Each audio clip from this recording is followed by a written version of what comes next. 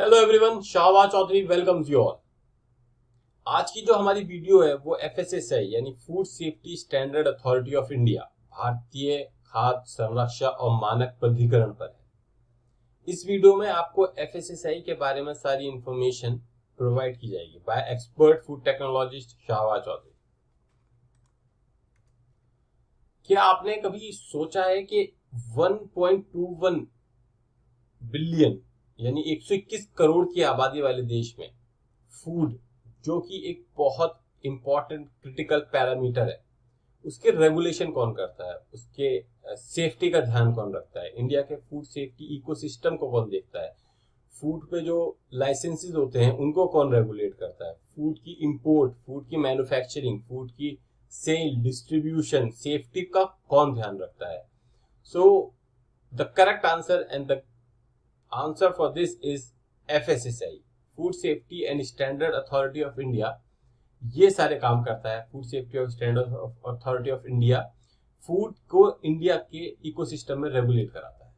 So FSSAI basically ministry of health and family welfare, government of India के direct अधीन है, ये direct under में काम करता है। सो जो भी फूड पैकेट्स पे लाइसेंसेस होते हैं, फूड पैकेट्स पे लाइसेंस देने का जो काम करता है वो एफएसएसआई करता है, यानी कि जिस फूड पैकेट पे एफएसएसआई का लाइसेंस होता है वो एफएसएसआई के रूल्स एंड रेगुलेशंस में फिट बैठता है। So hello everyone, this is Shahbaz Chaudhary, BTech in food technology.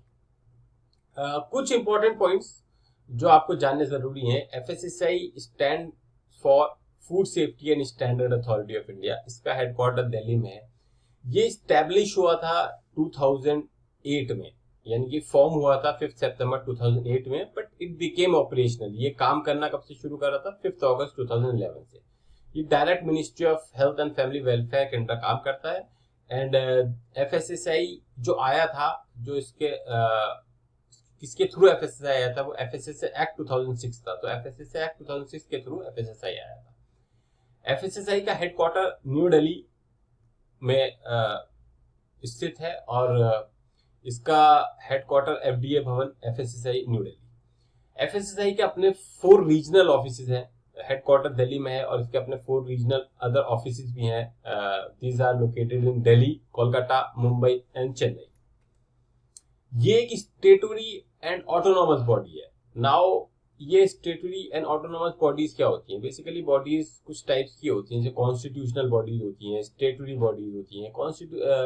Constitutional जो बॉडीज होती हैं वो इंडिया में कॉन्स्टिट्यूशन के थ्रू आई होती हैं। For example, election commission of India एक कॉन्स्टिट्यूशनल बॉडी है, बट एफएसआई की स्टेटरी बॉडी है। इसका मतलब है कि एफएसआई एक्ट ऑफ पार्लियामेंट के थ्रू आया था, यानी कि एक्ट ऑफ पार्लियामेंट ने इसको लागू किया था। एक्ट ऑफ पार्लियामेंट के थ्रू जो बॉडीज आती हैं वो स्टेटरी बॉडीज होती हैं। तो एफएसआई की स्टेटरी बॉडी है। ऑटोनोमस बॉडी वो बॉडी होती है जो डायरेक्ट मिनिस्ट्री के अंडर काम करती है। ये फुल फ्लेज्ड होती है एंड इसमें किसी का दखल अंदाजी नहीं होता है। FSSI direct ministry of health and family welfare, government of India को रिपोर्ट करती है। तो ये ऑटोनोमस बॉडी भी है और ये स्टेटरी बॉडी भी है। Now how did FSSI came? FSSI आया कैसे? एफएसएसआई का जो मेन लॉजिक है, रीजन है आने का, वो food safety and standards act 2006 है, यानी कि एफएसएसआई एक्ट के थ्रू एफएसएसआई आया है। और एफएसएसआई एक्ट पे हम एक अलग वीडियो में बात करेंगे। एफएसएसआई एक्ट ने क्या किया था, एफएसएसआई एक्ट क्या है, वो अलग वीडियो में उसकी चर्चा होगी। यहाँ पर थोड़ा थोड़ा मोटा मोटा भी जान लीजिए कि एफएसएसआई एक्ट ने 7 एक्ट्स और ऑर्डर्स प्रीवियसली रिपेल किए थे, जो कि सबसे बड़ा प्रिवेंशन ऑफ फूड एडल्ट्रेशन 1954 का एक्ट इसने रिपेल किया था। और इसने सारे पिछले जो ऑर्डर्स एंड एक्ट्स थे वो रिपेल कर दिए थे। एंड इसी वजह से इसका एक बड़ा पॉइंट है कि आजकल फूड इंस्पेक्टर्स की रिक्रूटमेंट नहीं होती है, फूड सेफ्टी ऑफिसर्स की रिक्रूटमेंट होती है, क्योंकि फूड इंस्पेक्टर्स पीएफए यानी prevention of food adulteration act के अंडर आते थे, food safety officers FSSI act के अंदर आते थे। नाउ व्हाई डिड एफएसएसआई केम? हमने जान लिया एफएसएसआई क्या है, क्या अब एफएसएसआई कैसे आया था। अब एफएसएसआई क्यों आया था? क्योंकि इंडिया में one nation one food law लागू करना था, यानी कि हर जगह एक ही फूड लॉ काम करेगा। तो उसके लिए गवर्नमेंट ऑफ इंडिया ने एफएसएसआई एक्ट बनाया और इस एफएसएसआई एक्ट की वजह से एफएसएसआई का एस्टैब्लिशमेंट हुआ। तो इसमें one nation one food law होगा, यानी कि ग्लोबली बेंचमार्क फूड स्टैंडर्ड्स और प्रैक्टिसेस होंगे। एंश्योर कंसिस्टेंसी इन एनफोर्समेंट काम करेगा। मेजर मैनेज फूड टेस्टिंग और स्टैंडर्डाइजेशन में इसका काम होगा। तो one nation one food law के लिए एफएसएसआई आया था। अब major roles, duties and functions क्या है एफएसएसआई के? बेसिकली एफएसएसआई रेगुलेट करता है, मॉनिटर करता है manufacture, processing, distribution, sale and import of food, और फूड सेफ्टी को इंश्योर करने वाला, कंज्यूमर तक पहुंचाने वाला FSSAI. Rules and regulations food के एफएसआई बनाता है, लाइसेंसेज इश्यूज करता है, रजिस्ट्रेशंस ऑफ स्मॉल बिजनेस करता है। आगे हम लाइसेंसिंग और रजिस्ट्रेशन पे बात करेंगे।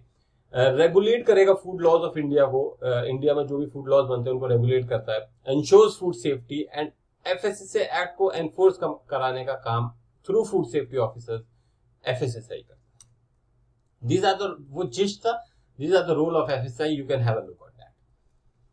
Now FSSAI का स्ट्रक्चर क्या है, FSSAI के डिविजन्स क्या है? बेसिकली FSSAI एक फूड अथॉरिटी है जो चेयरपर्सन और 22 मेंबर्स इसकी मेन पिलर्स है। वो 2 पार्ट में इसको बांट रखा है। पहला फूड स्टैंडर्ड्स है, दूसरा कंप्लायंस एंड इंस्पेक्शन है। जो फूड स्टैंडर्ड्स है, रेगुलेशंस है, वो आपके साइंटिफिक कमिटी और साइंटिफिक पैनल्स बनाते हैं। साइंटिफिक कमिटी होते हैं और साइंटिफिक पैनल्स हैं, टोटल अब तक 17 साइंटिफिक पैनल्स हैं।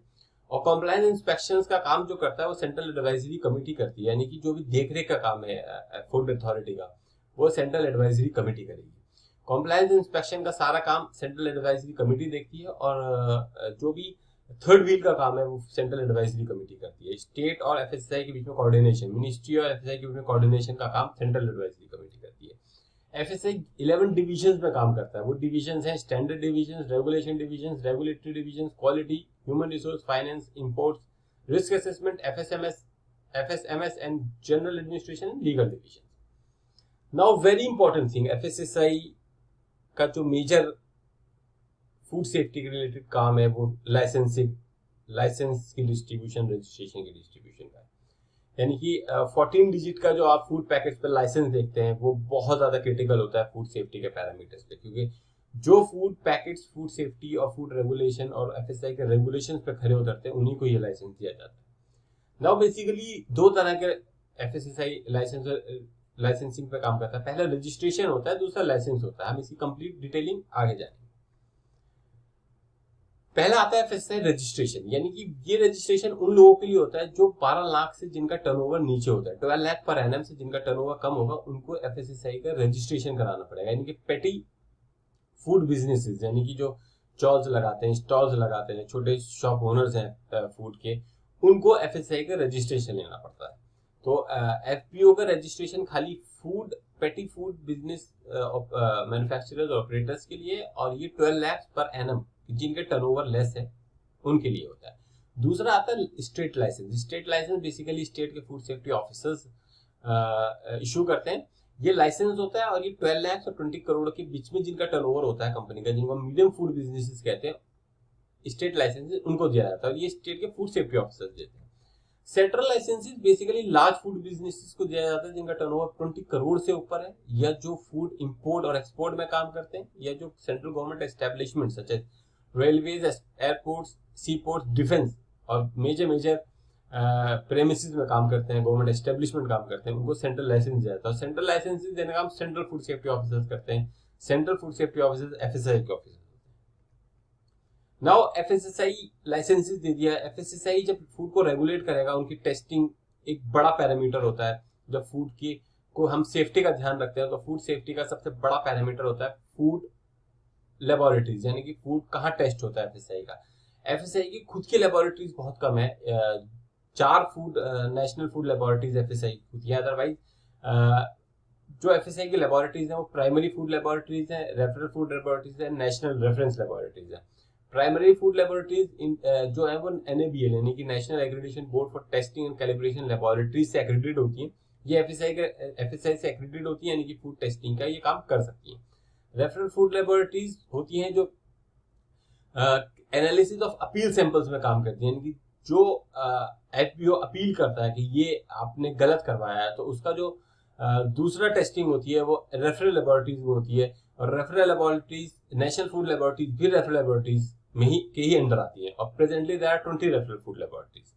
तीसरा होता है नेशनल रेफरेंस लेबोरेटरीज। ये वो लेबोरेटरीज होती हैं जो वाइड स्टैंडर्ड और रूटीन प्रोसीजर्स में वैलिडेशन में काम करती हैं, टेस्टिंग में काम करती हैं, और रिस्क ऑफ फूड कैटेगरीज में स्पेशल रिस्क जो होते हैं फूड में उन पे काम करती है। ये टोटल इस वक्त 11 NRLs हैं, नेशनल रेफरेंस लेबोरेटरीज है, and 2 ancillary national reference laboratories है। तो इस तरीके से फूड लेबोरेटरी टेस्टिंग का इकोसिस्टम इंडिया में काम करता है, और ये FSSAI इनको सबको रेगुलेट करता है। ये अपडेट था एक PIB का जो बहुत इंफॉर्मेटिव था, मुझे अच्छा लगा, इसलिए मैंने इसको यहाँ पर इनवाइट कर लिया। ये टोटल बताता है कि कितने नेशनल एक्रेडिटेशन लेबोरेटरीज FSSAI ने इस वक्त इंडिया में एक्रेडिटेट कर रखे हैं। तो 224 food testing laboratories are recognized by FSSAI. Grants to state for NABL, accreditation certified reference material, consumables and for hiring contractual manpower provided by the FSSAI. तो total 224 NABL laboratories हैं, और 20 रेफरल लेबोरेटरीज हैं, 11 NRLs हैं, 2 NRLs हैं। FSSAI की 4 national food laboratories हैं। वो कहाँ है? नेशनल फूड लेबोरेटरी गाजियाबाद में, सेंट्रल फूड लेबोरेटरी कोलकाता में, नेशनल फूड लेबोरेटरी मुंबई में, नेशनल फूड लेबोरेटरी चेन्नई में। अब FSSAI ने रेगुलेशन किया है, सब कुछ किया है। अगर कोई फूड प्रोडक्ट FSSAI के मानकों पे, इनके रेगुलेशंस पे खरा नहीं उतरता, तो उन पे FSSAI और फूड सेफ्टी ऑफिसर्स पेनल्टीज लगाते हैं, फाइन्स लगाते हैं, जेल टर्म हो सकती है, 6 months होती है, 2 years होती है, 5 लाख का फाइन्स होते हैं। फाइन पेनल्टीज पे एक अलग वीडियो में बात की जाएगी, एक बड़ा टॉपिक हो जाएगा फिर डिस्कशन का। फिलहाल we are just going for an overview, हम एक ओवरव्यू ले रहे हैं food safety standard authority of India.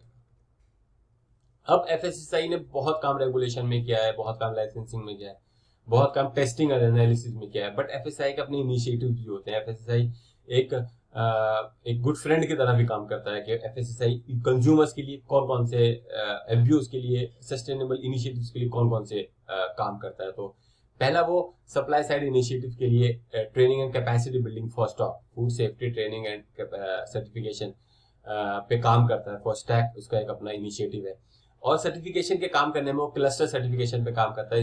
Clean street food hub बहुत इंपॉर्टेंट इनका एक इनिशिएटिव है जो क्लीन स्ट्रीट फूड्स को देखता है, और इसका पहला जो क्लीन स्ट्रीट फूड हब था वो कंकारिया लेक अहमदाबाद में पहला क्लीन स्ट्रीट फूड हब था। भोग में काम करता है, blissful hygienic offering for God, यानी कि जो प्रसाद टेम्पल्स में जाते हैं उन पे काम करता है। ईट राइट स्टेशन पे काम करता है। ईट राइट स्टेशन मतलब इंडिया में जो भी स्टेशन है वो कितने सेफ हैं उन पे काम करता है। पहला इंडिया का eat right station Mumbai central को दिया गया है। हाइजीन रेटिंग पे काम करता है। रेस्टोरेंट्स के, कैटरिंग के एस्टेब्लिशमेंट में, मीट शॉप पे, स्वीट शॉप पे, इन सब पे काम करता है। डिमांड साइड में डिमांड इनिशिएटिव्स कंज्यूमर्स के लिए बिल्डिंग कंज्यूमर अवेयरनेस पे काम करता है, यानी कि eat right schools, eat right campuses, इन पे काम करता है। एडल्ट्रेशन को चेक करने के लिए फूड सेफ्टी ऑन व्हील्स पे काम करता है। इनकी अपनी बुक्स आती हैं, डार्ट बुक्स होती हैं, जो रैपिड एडल्ट्रेशन टेस्ट पे काम करता है। ये food safety magic box, consumer connect पे काम होता है। फूड चॉइसेस के लिए फूड चॉइसेस के हेल्दी फूड कौन से हो सकते हैं उन पे बहुत ज्यादा FSSAI काम करता है। फूड फोर्टिफिकेशन, जहां +F का साइन देखेंगे फूड पे, फूड फोर्टिफिकेशन यानी कि फूड को किसी वाइटामिन और मिनरल्स के साथ फोर्टिफाई किया गया, उसकी क्वालिटी को एनहांस किया गया। Reduction of salt, sugar and fat पे FSSAI काम कर रहा है इस पर। ट्रांस फैट फ्री पे FSSAI अपनी इनिशिएटिव लेके आया है।